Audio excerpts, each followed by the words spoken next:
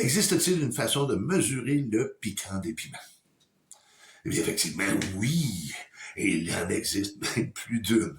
Donc, à l'origine, c'est le docteur Wilbur Scoville qui, en 1912, s'interrogeait justement sur la puissance des piments et cherchait une façon de les classer.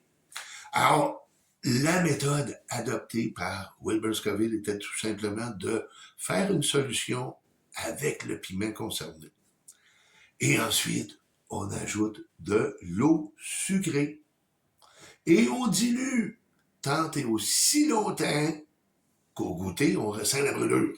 Alors, à partir du moment où on ne ressentait plus la brûlure, disons qu'on avait dilué 400 fois, et bien sur l'échelle de Scoville, il obtenait la cote de 400.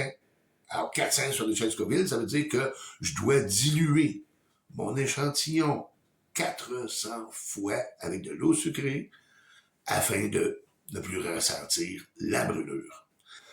Évidemment, un tel procédé demandait là, évidemment un panel de goûteurs et on devait diluer là, à maintes et maintes reprises jusqu'à ce que la brûlure disparaisse.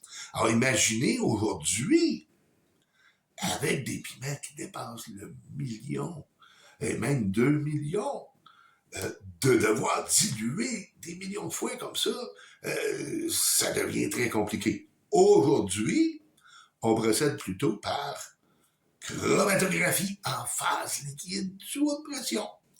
Alors, c'est une machine utilisée en laboratoire qui mesure des produits chimiques qui sont à l'intérieur d'une solution.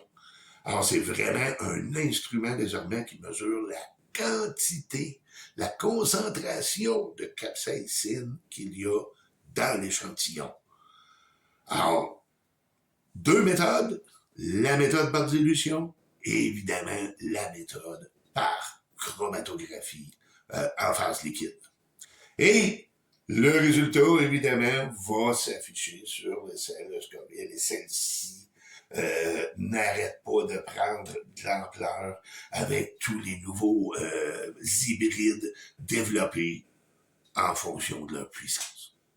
Hey, on vous laisse là-dessus et on vous revient bientôt avec une autre vidéo. D'ici là, n'oubliez pas, piment ta vie!